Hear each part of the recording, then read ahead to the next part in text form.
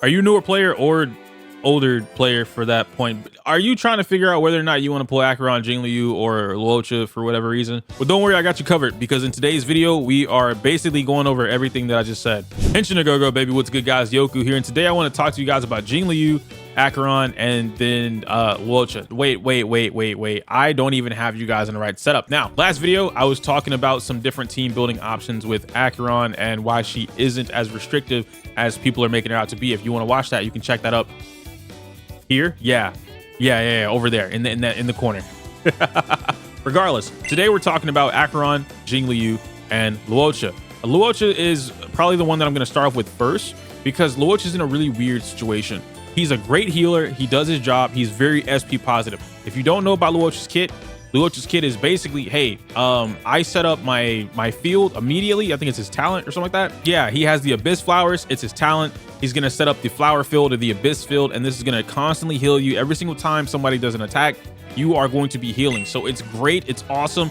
Very, very comfortable to run a Luocha on the team. But Luocha, and this is something that I called out a long time ago, maybe like 3 or so months ago, and I said Luocha is losing his flair. He's losing his position in the meta. Not that he sucks or he's bad at what he does, because at the end of the day, he is a healer. He's an abundance type character. He's going to be able to do everything he needs to do in the game to take care of that. Who are the abundance characters that you might be considering right now? We have Luocha, Ho-Oh, Bailu, and Lynx, which Natasha would be in here as well. I just can't fit 5 characters on one screen, but you have these characters in particular. Now, Ho-Oh, we're gonna remove Ho-Oh real quick, because Ho-Oh is in this particular position the supreme option. Ho-Oh is the supreme option. We could also remove Bailu, but in the event you do have Bailu on your team or your account, you ended up rolling on Bailu, I would suggest not picking up Luocha. That does not mean that Bailu is better than Luocha, but hear me out.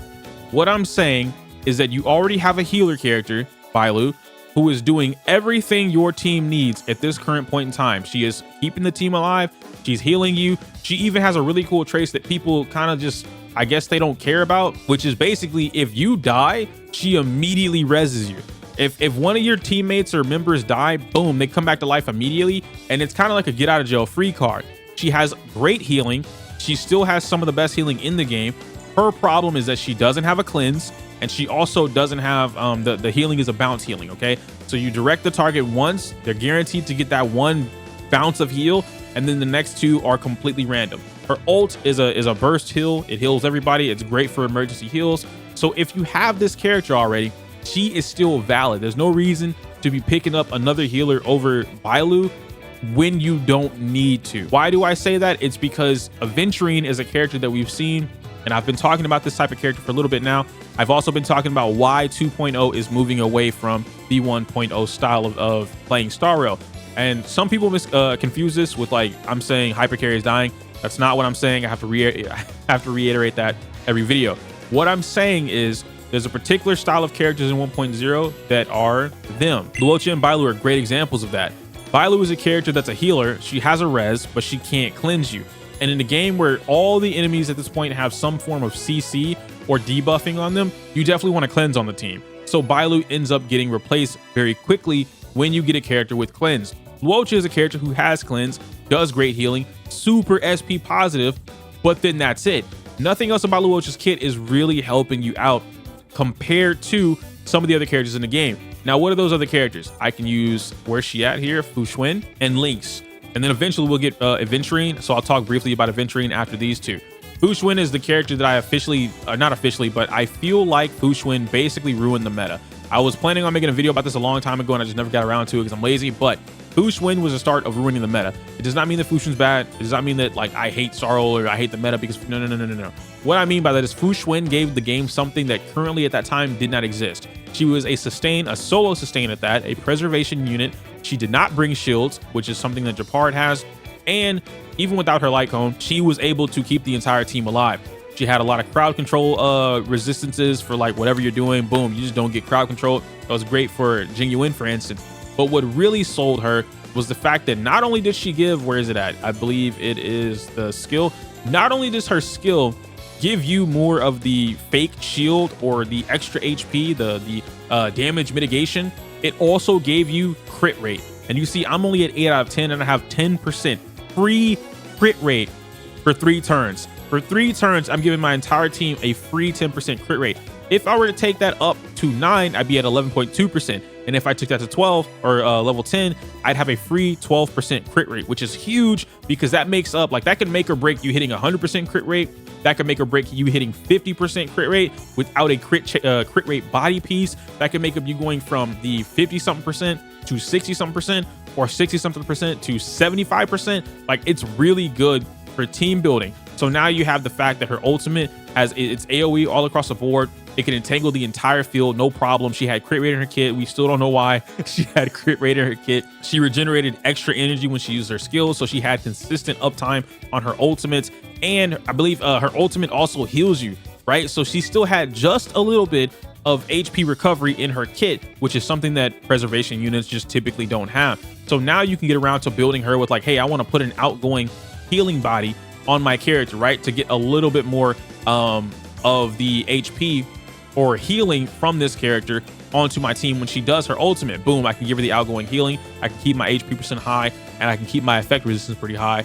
The whatever relics I was building didn't really matter, and I could play around with it. I could give her the crit rate or the crit damage, broken kill piece. I could give her Pentacony for whatever reason. I can give her Fleet for the DOT. Fu Xuan had so much going for her at that time that you would be a fool to not try and grab this character because she fit on everything. Every single team benefited from Fu Xuan at that moment in time. Now we have another character, which is Lynx. Lynx is basically performing Luocha's job, but without being a 5-star. Mind you, Lynx is free. We get the option to get Lynx for free. She's currently here. It's a permanent event, but you beat it, and then you get to claim Lynx for free. And Lynx has something that Luocha doesn't have on top of the healing. She also has cleansing, so she's able to help you keep your team alive, keep your team cleaned. And then she also has the ability, I believe it's in her skill, if I'm not mistaken. Here we go.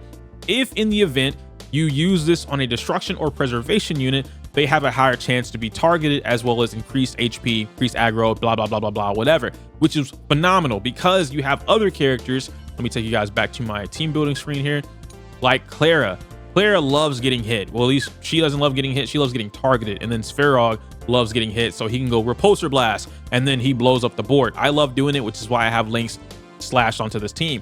Another character that a lot of people were really popular with was Blade. Blade loves getting hit because it activates his talent. He's super cool. Kawaii Desune, and it works. In a team where you could do, right, I could do something like this with Mei, Jingliu, Blade, and I could replace Ho-Oh with Lynx. And because Jingliu doesn't really care about being healed since she's not the one being targeted, but she is taking HP from everybody else, Blade loves getting hit.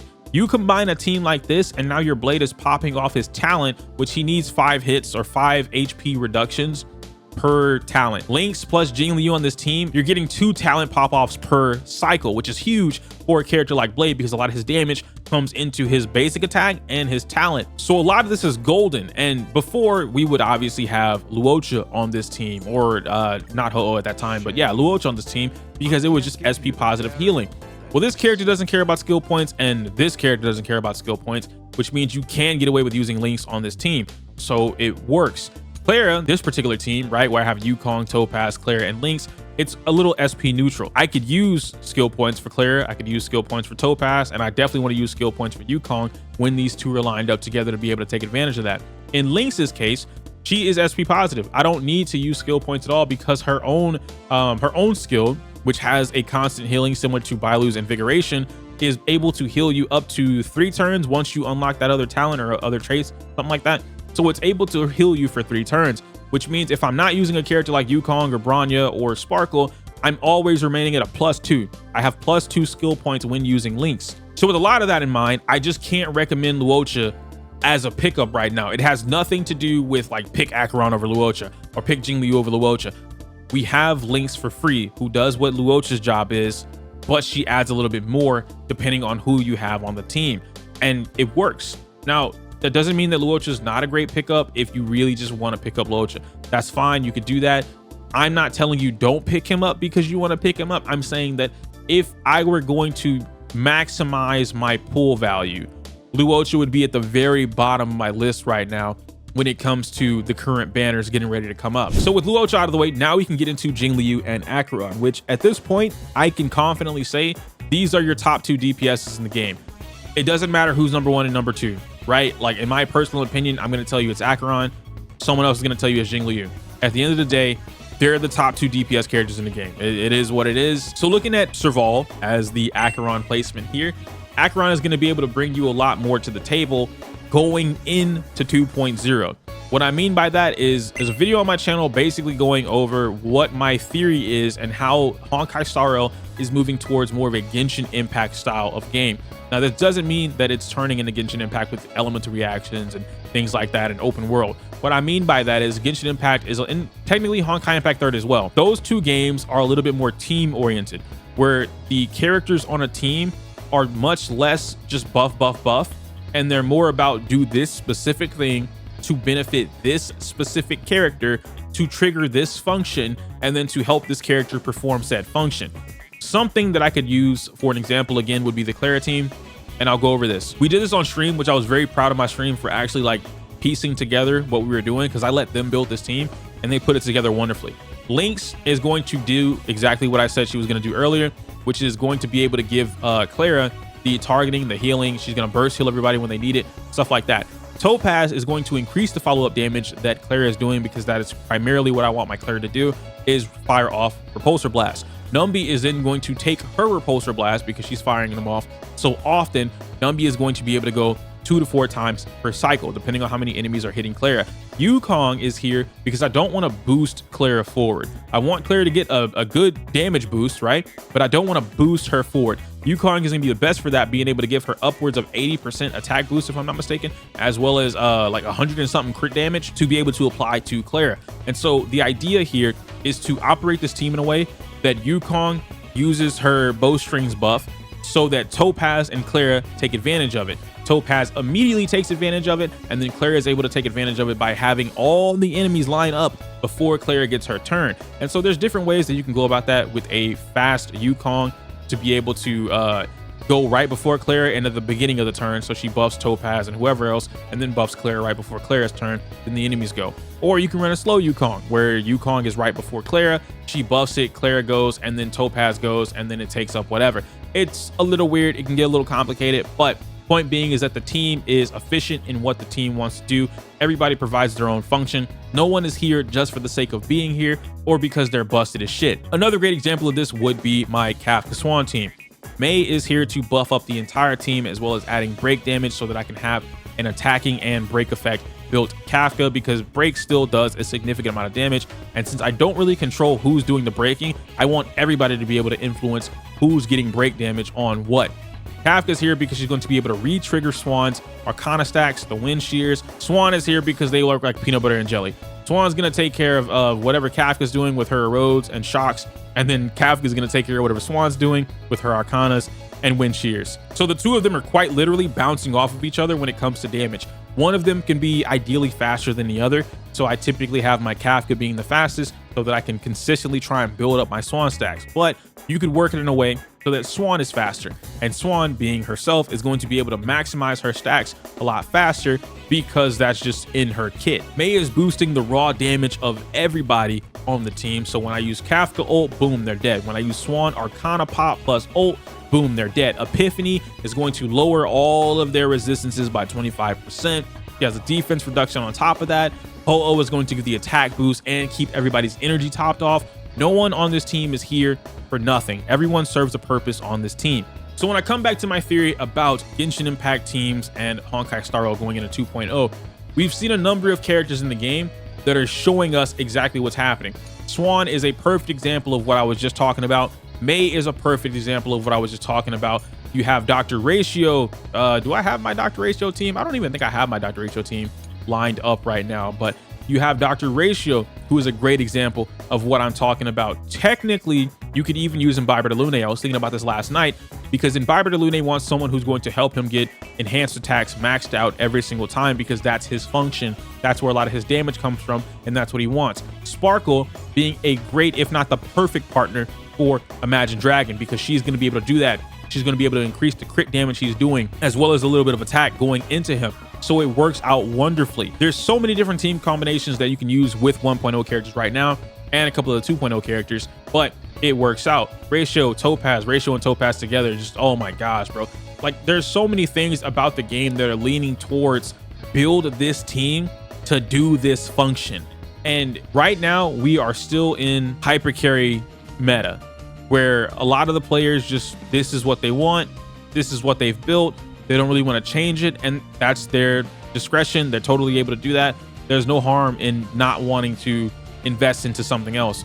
But as a newer player, which is what my comment was targeted towards in that video, or even someone, because everyone is going to get Acheron for brand new, right? No one has her. Someone who doesn't have Jingliu or Acheron and they're making that decision, I would look at 2.0 a lot differently than I would look at 1.0 for Star Rail, especially after Mr. Shaoji straight up came out and said, hey, we've been working on making characters basically break the rules of the game, but still fit in the game. And we see that breaking game mechanics kind of makes characters really fucking busted. Zila, when the game came out, Resurgence made her really fucking busted. Bronya with the Action Advance Forward made her #1 support in the game, and now Sparkle is trying to take over where Bronya was. Mei gives, oh my god, bro, I don't even want to talk about Mei. Mei gives everything. Damage boost, she gives speed boost. Mei gives the weakness break, which is something that people were sleeping on. She gives weakness, the weakness break delay, so the enemies don't actually get their turn, which means you don't need to sustain. She gives all type resistance. She gives damage boost with the damage reduction. Like, oh my god, bro. Mei does everything. All right, it is what the only thing, and she does damage. Mei does damage because of the break effect. Her break effect is insane. There's so much that goes into that when I'm looking at this and I'm like, hey, build Jingliu, which in this case, let's just say that you were building a hyper carry Jingliu instead of my Jing Blade team, right? So I'm building a hyper carry Jingliu. This is probably what I'm gonna be looking at. Maybe instead of Raw and Mei, I'm gonna be running, we can run Sparkle instead of Bronya, right? We could probably do that. So let's go with Sparkle or Bronya, Jingliu, Kayla, and then Luocha. This is gonna be your hyper carry team comp, which 1, 2, 3, 3 5-stars. Now, who are you gonna be replacing if you don't have Luocha and you pick up Lynx, or not Lynx, you pick up Jingliu? Well, I guess you could run Natasha, right? Because Natasha is going to be your only free healer option. And Natasha still gets the job done, but not to the same extent. So now I have to use all of these characters, and I'm investing into these characters. But guess what? Not having Pela, you still need, because Pela's not on the Jingliu banner, you're going to have to pull for either Luocha or you're going to have to pull for Acheron because you want a Pela. You might accidentally get Acheron. You might accidentally get Luocha. I just don't think right now as a newer player, even though Jingliu is still my #2, bro. Number one, number 2, okay? Top 2. I just don't think it's worth investing into Jingliu with Acheron being right before her. That's my only thing that I'm saying, guys. It's not that I'm saying I don't think Jingliu's worth investing into, because that's a bold-faced lie. I do. What I'm saying is Acheron sets you up for the future and right now. She sets you up for right now by having a damage ceiling, or rather a damage floor, that is able to match Jingliu. Jingliu is reaching her damage ceiling, right? Maybe one more support, one more sustain, and then Jingliu is going to get capped out. That's the most damage she's going to be able to do right now. Acheron is meeting Jingliu, and Acheron doesn't even have her full support team right now. So it's just that Acheron has so much more value when it comes to future investment. She has a lot going for her, that if you can build her now, collect her now, and then just ride it out, right? You're golden. It's not one of those situations where Acheron, boom, you pick up this character and she's weak for 6 months, and then the 7th month rolls around, we get a new character, and all of a sudden Acheron is the best in the game. No, Acheron right now is top 2. When her best supports come out, release in the game, undisputed #1. So why would you wait to do that? The last thing that I want to mention between these two, Jingliu's rerun, we've already gotten that right after about like maybe 5 or 6 months, give or take. Why did I just kiss my mic? What the frick? At 5 or 6 months, we got the rerun. Acheron is Raiden. Based off of my previous game experience with Hoyo, we don't get Raiden for at least a year. If you're willing to wait a year, cool. And that's not for me to say, like, I don't know their plans for reruns, but they are doing it however they want. There's no order to it. Acheron being here now on the anniversary patch, I don't expect Acheron to be here again until next year. 2025 is when I expect another Acheron rerun. Maybe some type of Christmas event or Christmas present, and then we get an Acheron rerun. But who's to say we don't have a new character that everybody wants that's going to also appear at that same time? If you have the means to get this character now, I would recommend getting this character now, because you don't lose anything by not picking up Jingliu, but you do lose something by not getting Acheron in the event you were expecting to get that, or you were looking forward to that, whatever the case may be. Now, if you don't care about like Acheron at all, right? You don't want to play Nihility. You don't care about the team building. You really want to play, you know, like the new Robin character, or Braun, or a Sparkle, whatever. Pick up Jingliu, dude. Like, you're not gonna all of a sudden, man, I didn't get Acheron. She's the #1 DPS in the game. I got shafted with the #2 DPS in the game. Oh boy, you went from 1 million damage to 800,000. Oh, that's so critical. Come on, dude. It's not that serious. You know what I mean? At the end of the day, you can get whatever you want. They're both top 2 strong, solid ass options. It just comes down to what you want. I'm providing you guys subjective and objective opinions, or opinions can't be objective, whatever. I'm providing you guys that information, facts, and opinions about these 2 characters, as well as whether or not you would want Luocha, which I just think he's lost a lot of value right now compared to what we have in the game currently and what we're getting in the future. I guess I didn't really talk about Aventurine though, but Aventurine just, maybe he needs his own video. If you enjoyed the video, do leave a like, comment down below. I can't say my usual outro because it's inappropriate for YouTube. If you happen to see this video and it's live, then I am streaming. Come to the Twitch. Smell you later.